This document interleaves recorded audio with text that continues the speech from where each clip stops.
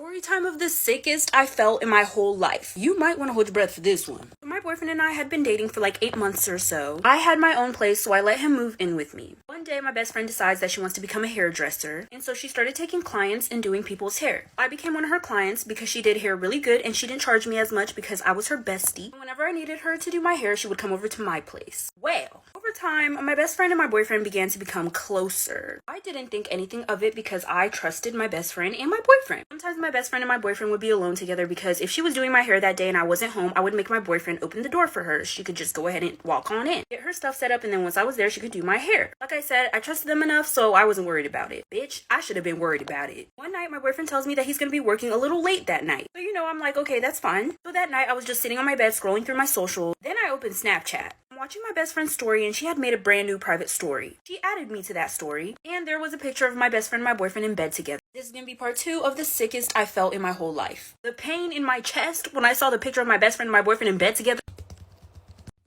I started heaving. I was wheezing, like, so I was thinking to myself whether I should slide up and say anything, or if I should pull up to her house and whoop her ass. It had to have been at her house because that man had no place to go. That's why he was living with me. This man is over here homie hopping. Meanwhile, he don't even got a home. Although I was very upset, I was surprisingly calm. I decided that I'm not gonna pull up and beat both of their asses. I decided that I was just gonna take his stuff and throw it out the door. And as I'm walking to his room, I hear what sounds like a window is opening. And it sounds like it's coming from my boyfriend's room. So I keep walking to his room to check out whatever this sound is. I walk in there, and there my best friend and my boyfriend are sleeping on the bed that I bought him in my house.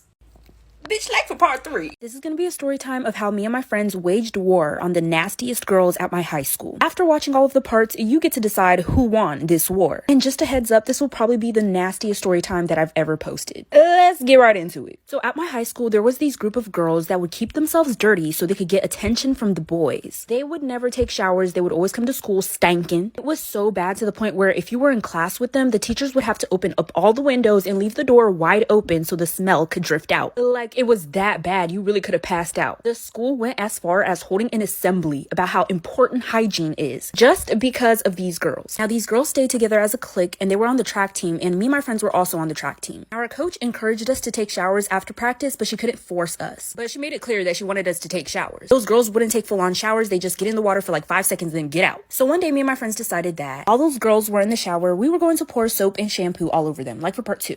This is going to be part 2 of how me and my friends waged war on the nastiest girls at our high school. As you could imagine, track practice sucked because of how bad they smelled. And mind you, they barely contributed to the track team. They were those girls that always pretended like they had an injury so they didn't have to practice. It was embarrassing, like, why are you here? And so after practice, while they were taking their 10-second showers, me and my friends took bottles of soap and shampoo and poured it all over them. This made them like cuss us out. They were extremely angry, but they didn't do anything. So some time passes by and one of my friends had told me that her boyfriend had gave her an STD. So she's thinking, he didn't have this STD before, and all of a sudden he has one. So where did he get it from? Then all of a sudden, next thing you know, one of those stankin' wankin' girls that we poured soap and shampoo all over starts posting on her story, and she says, and I quote, "You say I'm dirty, but your boyfriend doesn't think any less of me, so what does that make you?" Eventually, my friend's boyfriend admitted to her that he had cheated on her with one of those girls. And it wasn't just the 2 of them. It was all those girls, my friend's boyfriend, and some of his friends. It was like a 5-some. This is going to be part 3 of how me and my friends waged war on the nastiest girls at our high school. So like I said, those girls that never took showers had gotten a train ran on them by one of my friend's boyfriend and some of his friends. This pissed my friend off so bad, she was acting out of character. And I say out of character, I'm talking about this girl was saying, oh, I'm gonna poison her. I'm gonna run this bitch over. At the time, it seemed excessive, but just wait until you hear the whole story and you'll understand why it would have been justified. So my friend had asked her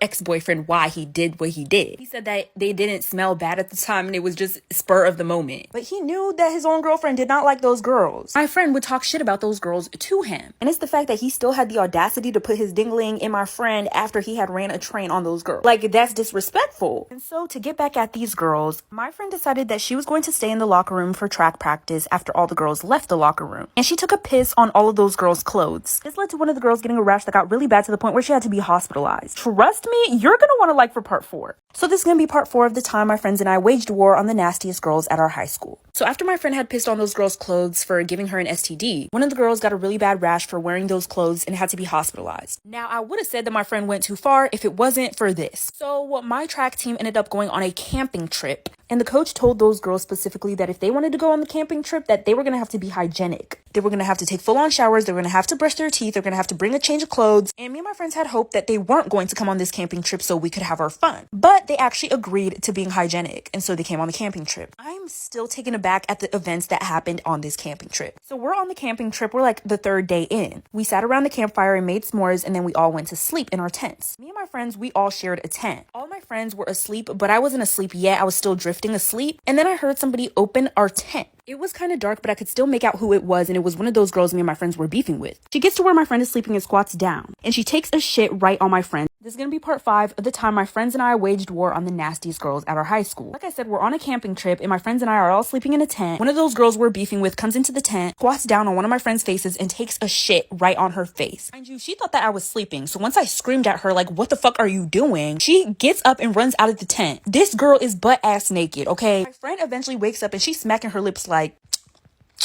what is that taste? And I'm telling her, like, do not swallow. Whatever you do not swallow. And I'm like, girl, it's just some chocolate from the s'mores we made earlier. I was trying to get her not to freak out because she was going to mollywop Miss Butt Naked Nasty. She eventually figures out what it is, and she's like, is this some type of sick joke? And so I'm telling her, no, bitch, who the fuck do you think I am? So I run out the tent, and then I see one of those girls, like, fast walking towards the woods, and she's looking behind her, and then she sees me. So I start running after her, and she starts dashing through the woods. I'm cussing her out like, bitch, you're fucking nasty. Fuck is wrong with you? Eventually, our coaches hear the noise, and they wake up, like, for part 6. This is gonna be part 6 of the time my friends and I waged war on the nastiest girls at our high school. Like I said, after I'm chasing this girl for taking a shit on my friend's face, I'm cussing her out, running behind her. Eventually, I lose her in the woods, and I have to walk back to where we were camping. Our coaches had woken up at that point, and they were talking to my friend who had shit all over her face. She was telling them, like, I don't even know what's going on. And so once they saw me, they were asking me, like, what's happening? And I'm basically telling them everything that happened. And so the coaches start looking for this girl. Eventually, they find her butt naked somewhere. They called that girl's parents and then my friend's parents to let them know what had happened. And my friend's mom decided that she did not want my friend on the camping trip anymore. So they cut the camping trip short, and for the rest of the time, they kept that girl and my friend separated. Just so you guys know, me and my friends could not beat up those girls because we were athletic academic scholars, bitch. They are not worth it. But once we went to school again, the school ended up expelling all of those girls. And it's because my friend's complaint about them was kind of the last straw. They had so many complaints about their hygiene, how dirty they were, so the school was just kind of like, okay, we're done with y'all. That was the end of it. Who do y'all think won this war? This is gonna be a quick story time of how my parents found my OnlyFans. So I had just recently broken up with my boyfriend, and my friends were trying to find ways to make me feel better. They were trying to tell me to go on Tinder and all these other dating apps to find a new man. I didn't want to find a new man more than I wanted to make him jealous. And so my friends were telling me a good way to get back at him is to post myself with another man. But I had a better idea. I was gonna make an OnlyFans, and I was gonna tell his friends about it and let them subscribe for free. And it did work. He sent me a big paragraph going off on me about it. I thought it was really funny, but anyways. So I had left one night with my friends. You know, they were just trying to take me out to make me feel a little bit better, just to try to make me feel better and get the recent breakup off my head. And I was living at home at the time. I had just turned 18. My parents were really strict, and they didn't even know that I had a boyfriend. So while I'm out with my friends, I get a text message from my mom telling me to get home now. I'm asking her what's going on, and she's telling me that I just need to get home because we need to talk. And so once I get home, I open the front door. I walk into the living room, and my ass was spread open right on the TV screen. So this is gonna be part 2 of how my parents found my OnlyFans. So I get home from hanging out with my friends, and I see my OnlyFans on the TV screen. My mom is acting like she just saw the Holy Ghost. My dad is shaking his head, just mad disappointed. For some reason, my little brother was sitting over there on the couch. And I'm like, what are y'all doing? What is this? Why would you put it on the TV? Our TV was a smart touchscreen TV, and you could connect your phone to the TV, but I didn't understand why it was on the TV screen with my little brother right there. My mom's yelling at me like, so is this what we are? Is this what we do? She's telling me if I'm going to be acting grown, then I'm gonna have to find a different place to stay because I'm not about to represent our family like this. So I told her that it was just a quick way for me to make money, and she told me that I was lying. And then she proceeded to show me a text message that she got from my boyfriend telling her that I had let his friends subscribe for free and that I was going down the deep end and I need to be talked to. I don't know if I said ex-boyfriend or not, but it was my ex-boyfriend who had sent her that text. So I told him that I would delete my OnlyFans, and this is what I said to my ex-boyfriend, like, for part 3. So this is gonna be part 3 of how my parents found my OnlyFans. So it was my ex-boyfriend who had told my parents about my OnlyFans. So I decided that I was going to message him. I basically went off on him, and I told him, why the fuck would you show my parents my OnlyFans? Why did you feel the need to do that? You're just jealous, yada yada yada. And he told me that it's because he doesn't want me to represent myself that way, but I know it's more of the fact that his friends were subscribed to me and he wanted me to just take it down. And and I told him that we weren't in a relationship anymore, so his opinion didn't matter. I removed him off everything, and he still found ways to text me. He even eventually started to email me, and now he was telling me that he missed me and that he wanted another chance. And I'm like, dude, no, you almost got me kicked out. From that point on, my parents never helped me out with anything ever again. I had to start paying everything by myself, and throughout the relationship with my boyfriend, he would basically do everything for me. And so I decided to get back with him. Eventually, he got his own apartment, and so I moved out of my parents' house and moved in with him. And then me and him made an OnlyFans together. My parents found out about that too, but there was nothing that. This is the story of how I lost my virginity at my college campus. And it was one of my professors that took my virginity. And this professor had a wife. Let's get right into it. This happened my freshman year in college, okay? A bitch just got there. If I'm being 100% honest, I never wanted to do the nasty because I was trying to save it for somebody special. After I graduated,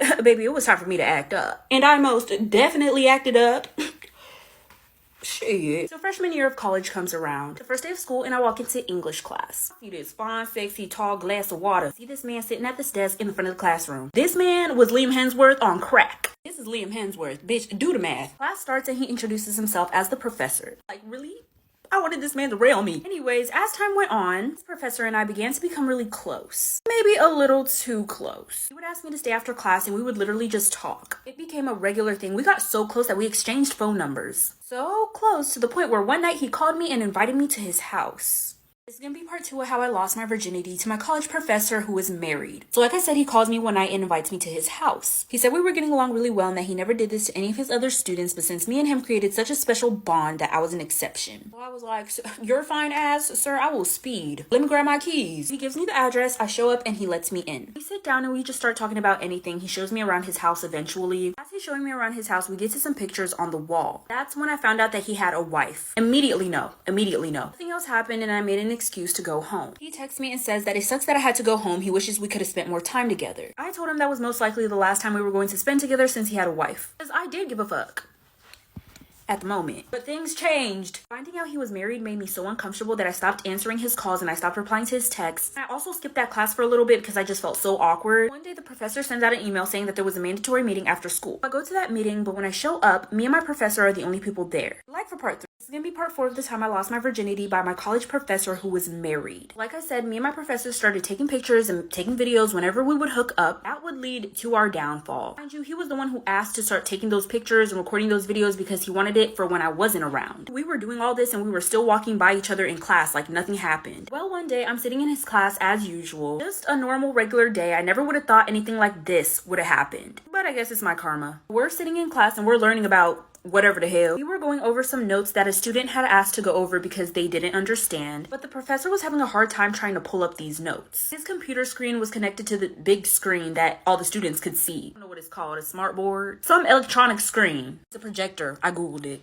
His computer screen is on the projector and he's opening up a bunch of documents and files. And next thing you know, he clicks a file and all the pictures and videos of me and the professor naked together shows up on the screen in front of everyone.